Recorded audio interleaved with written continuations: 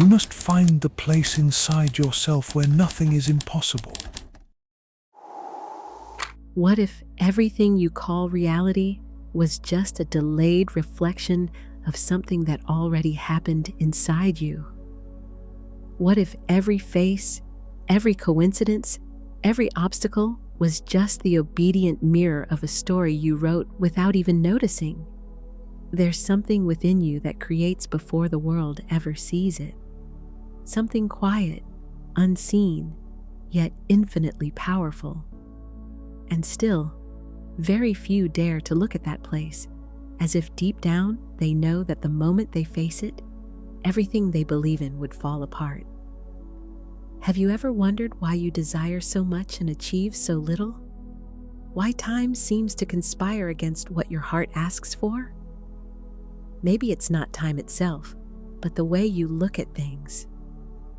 Maybe the problem has never been in reality, but in how you imagine it. We were taught to search outside, to beg for signs, to wait for the world to prove something to us. But what if the world is just an echo? What if what you call destiny is simply the sound of your own voice returning to you? There's a secret that few truly understand. Imagining isn't dreaming, it's creating. When you feel something deeply enough, the universe bends in response. What once seemed distant starts moving closer, and yet most people are content to just watch life go by, forgetting that the real stage is not out there. Everything happens within. Every feeling is an invisible brick in the structure of your tomorrow. Everything that exists was once felt before it was seen. But there's a price for seeing the invisible. You have to unlearn the world, break free from the addiction to doubt, from the grip of logic, from the fear of looking foolish.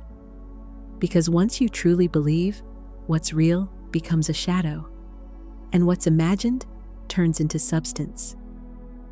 The border between the possible and the impossible dissolves like fog before the sun. And it's in that moment you realize that what you once called faith was always just science not yet understood. Now, close your eyes. What you feel, is it memory, or is it creation already happening? If the answer isn't clear, it's because revelation is still on its way. And when it arrives, nothing will ever be the same. There's something you need to remember, something the world tried to make you forget. The same power that shapes galaxies beats inside your heart, and it's about to awaken. There's a voice inside you that the world tried to silence. It doesn't speak in words, but in images. It doesn't shout, it whispers. And still, its power is so immense that matter bends to its call. But you forgot how to listen. You grew up believing that reality is only what you can touch, that the visible defines what's possible. Yet every form is just an echo, a frozen memory of something once imagined.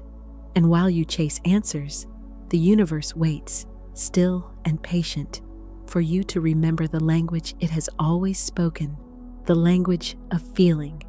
Because it's through feeling that the invisible takes form, it's through emotion that creation finds a body. And that's where the struggle begins. Because feeling the invisible takes courage. It means facing your own emptiness, that space where nothing feels certain, but everything is alive. You try to control, to analyze, to explain, and the harder you try, the further the dream slips away. There's a divine irony in that. What you seek can't be won through effort, but through surrender. Surrender isn't giving up. It's aligning yourself with the flow that's already moving within you. When you let go, the universe responds. When you believe without demanding proof, the unseen starts to move with a precision no human mind could ever plan. But it's in that gap between desire and manifestation that the mind gets lost. That's where fear takes root, whispering doubts in the voice of reason. What if none of this is real? What if it's all just an illusion? The mind laughs at what it doesn't understand. It wants guarantees, timelines, strategies. But miracles never live in the land of logic. They bloom in the silence where reason steps aside. Imagination, that power that carries the name of God, doesn't ask permission to create. It simply does. And yet, you keep doubting it, as if questioning your own soul could somehow make you wiser. The result is an invisible prison, a reality shaped by disbelief. Doubt is the poison that paralyzes what could be divine. It wears the mask of caution, but what it really fears is awakening. Because once you awaken, the old world collapses and a new one is born. Everything you thought was solid dissolves before the eyes of someone who remembers.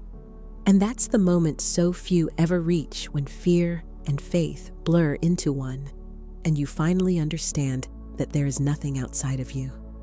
No enemy, no obstacle, no time to wait for. There's only you and the liquid mirror of your own consciousness projecting the story we call life. Maybe that's why pain exists, not as punishment, but as a reminder of who you truly are. Every loss, every failure, every emptiness is the universe's way of calling you inward. It doesn't punish, it invites. And when pain finally makes you stop, when exhaustion makes you surrender, that's exactly when power returns. Because silence after chaos is the most fertile ground for creation. Imagination needs space, stillness, and a heart open enough to feel what doesn't yet exist. There are memories you don't recall with the mind, but with the soul. You feel them when you dream, when you long for something, when you sense a truth you can't explain.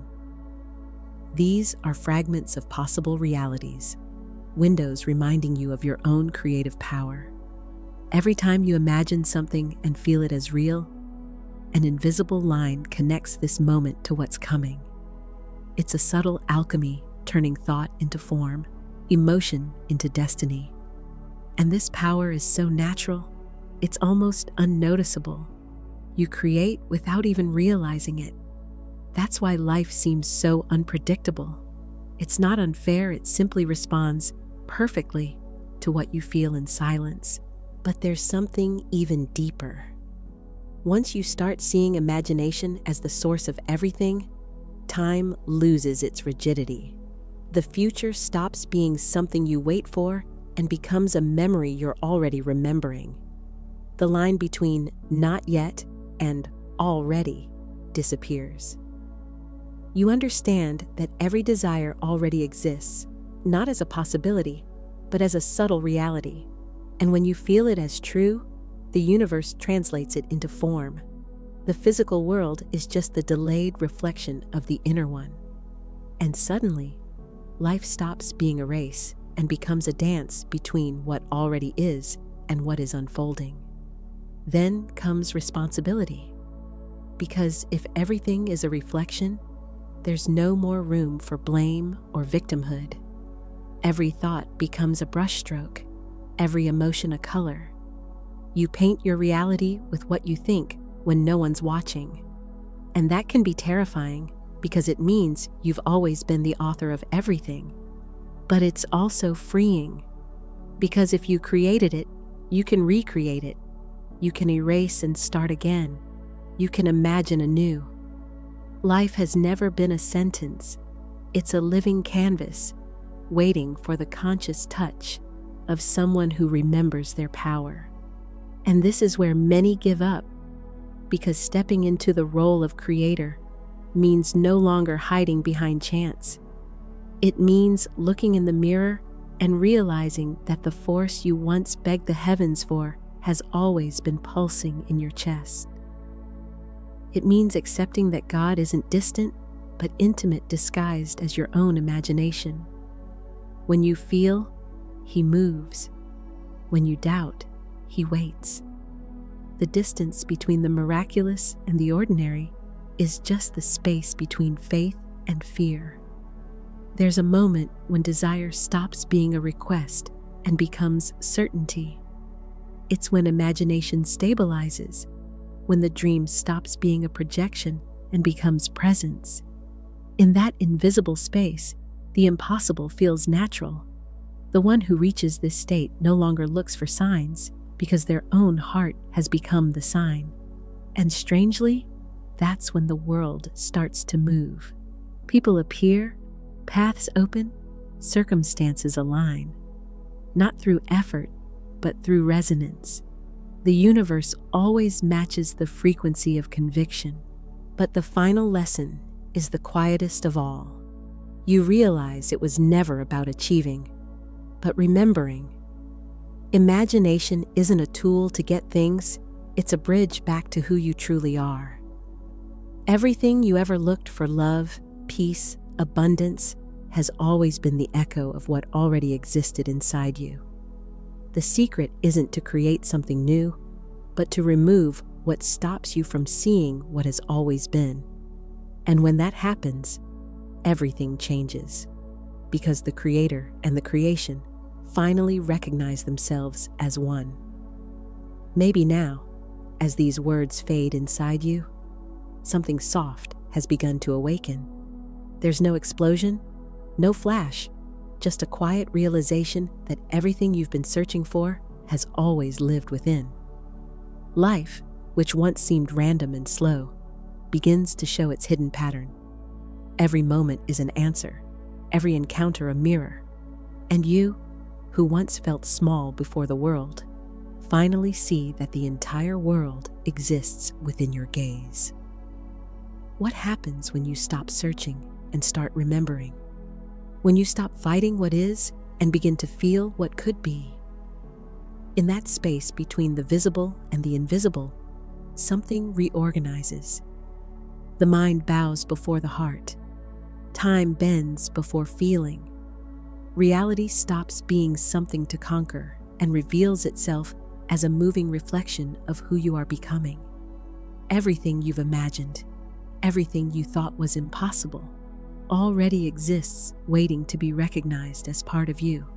And still, there's something deeper than knowing it's the feeling that overflows when control fades. Imagination, that divine force disguised as thought, isn't a trick, it's a reminder. A reminder that you are both the creator and the creation, the painter and the painting, the dream and the dreamer. The world outside doesn't have to change for life to bloom. Your perspective does. And when it shifts, the whole universe reshapes with it. The beauty of it is both simple and breathtaking.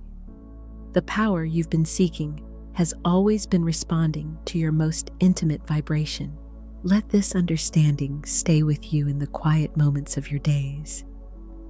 Let it meet you in small gestures, in the sound of rain, in the pauses that once felt empty. Because that's where the invisible speaks. And when that voice returns soft, inevitable, you'll know there's no longer any distance between what you desire and what you are. There's only the memory that to imagine is to exist on another frequency, one where everything has already worked out, one where you've always been the miracle in motion. If this message touched something inside you, don't let it fade. Feed it. Turn it into action, into words, into connection. Like this video if something within you has awakened. Share in the comments what you felt and subscribe to continue this journey of remembrance and creation. Because nothing ends here. This is only the first conscious breath of a new world, the one that begins when you finally remember how to imagine.